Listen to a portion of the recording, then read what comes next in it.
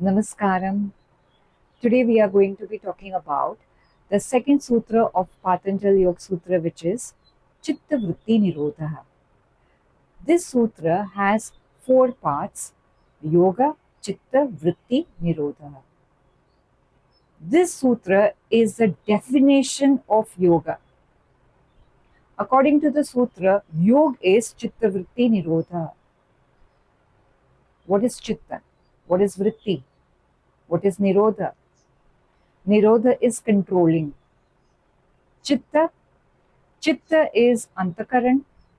Chitta is a part of our Sukshma body. Simply put it, Chitta is mind. Vritti are the synaptic impulses, the neural impulses within us. This is my subjective understanding of Vritti. I've studied medical science, I've studied yoga, and I considered Vritti as these neural impulses, the action potential. How do we control? Can we actually control the vrittis? Can we modulate the neurotransmitter level of activities taking place between the synapses? We can and we do. That's what we'll be learning about. Let us simplify this. I'm sitting on the swing.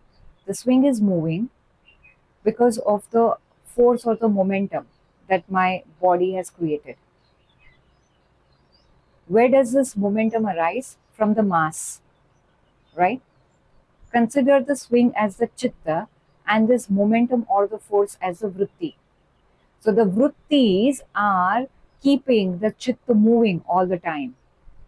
If I have to stop the swing, what do I have to do? I have to stop the acceleration. I have to see to it there is no velocity, there is no speed. Is it possible for a mass to have no velocity or speed? We have learned this experiment.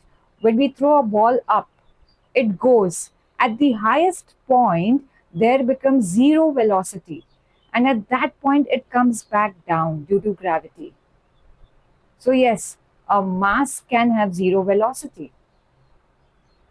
In quantum physics, we know that a mass has continuous microscopic level of atomic activities. This is also called as zero point energy. Even though a mass is not physically moving, but at all times there is some activity taking place within itself. This is what we call as the zero point energy. This is seen even in the vacuum. In Bhagavad Gita chapter 3, Nahi Kashchit Kshanamapi Jato Tishthatya Karmakrit. In this, there is not even a single moment where there is no activity, there is no action. So, the zero point energy concept, I could relate it in this shlok of Bhagavad Gita.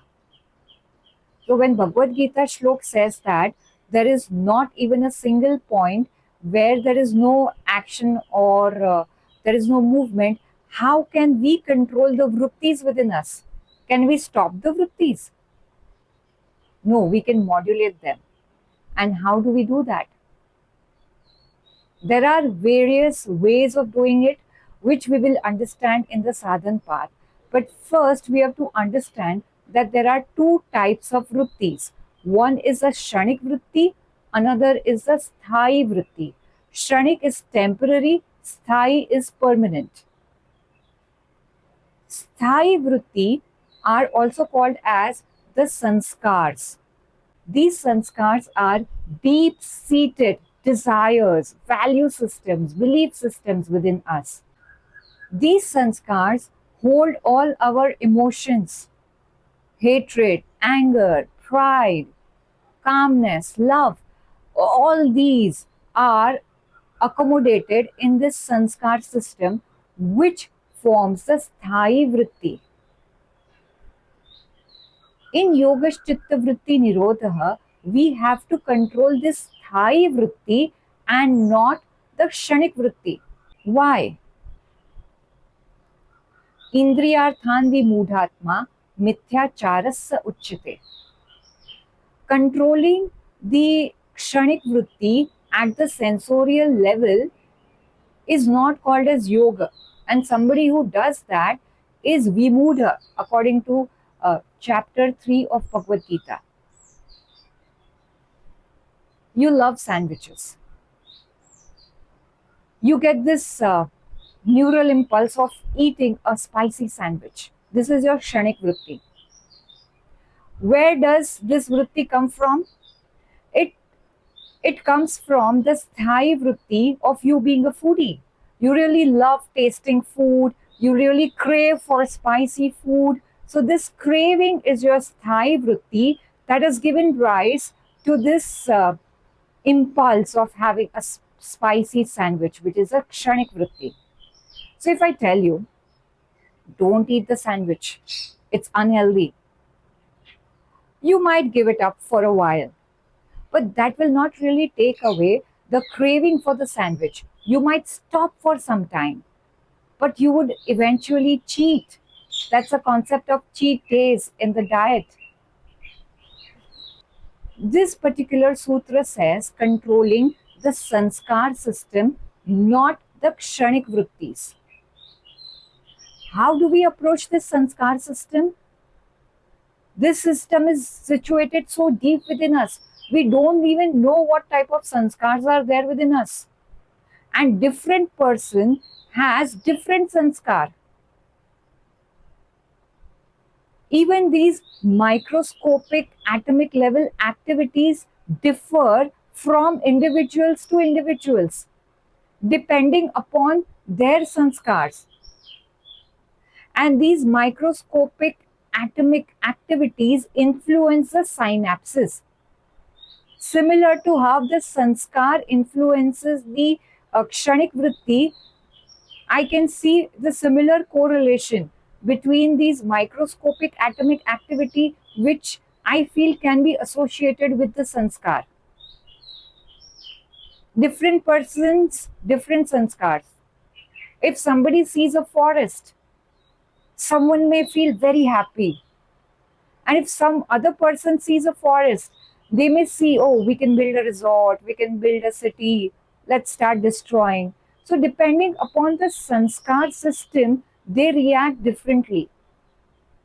And Yoga Chitta Vritti Nirodha is actually targeting this sanskar system. And these sanskar system are not developed in a day or a two.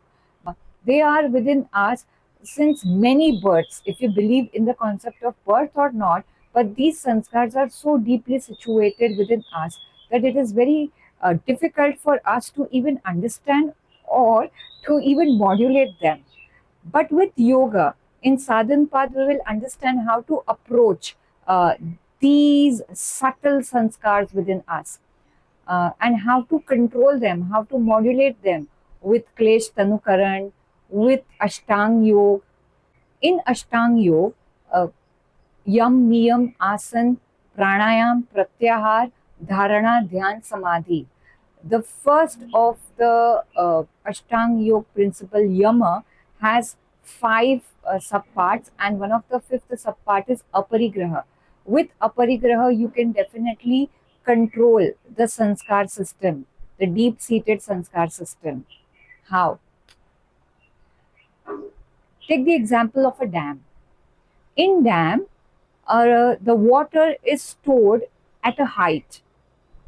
When the water flows from a height, the kinetic energy of the water is converted into electrical energy.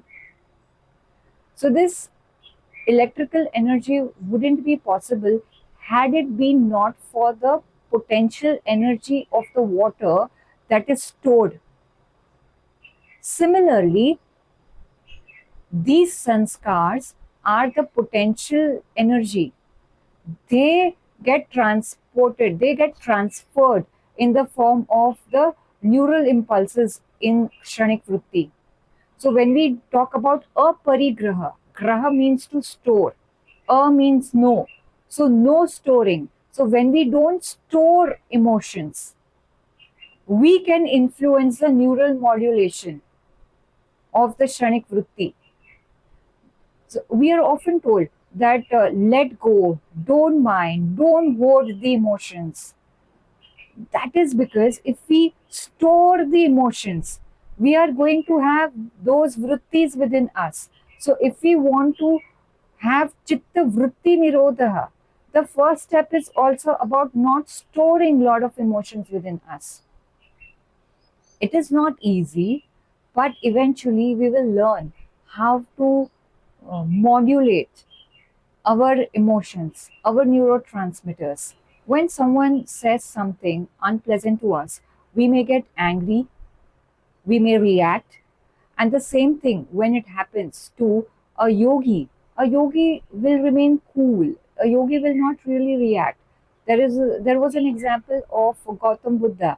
A man started abusing him, and his disciples asked him to really give him a reply. But Buddha just smiled and walked away.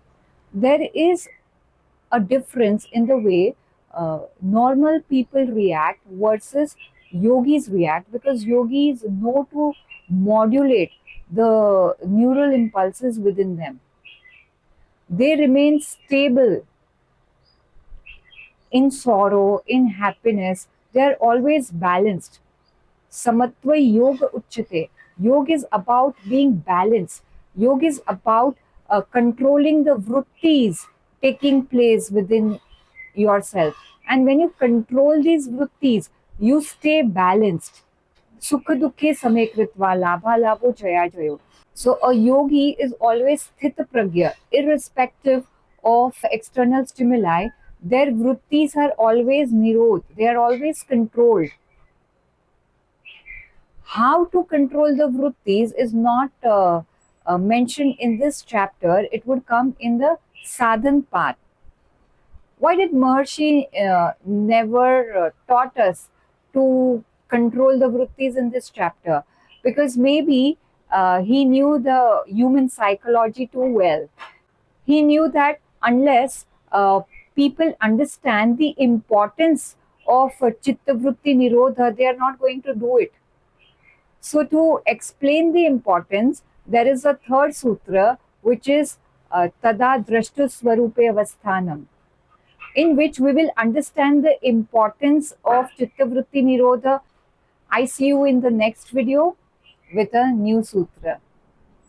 Till then, Om Shanti Shanti Shanti.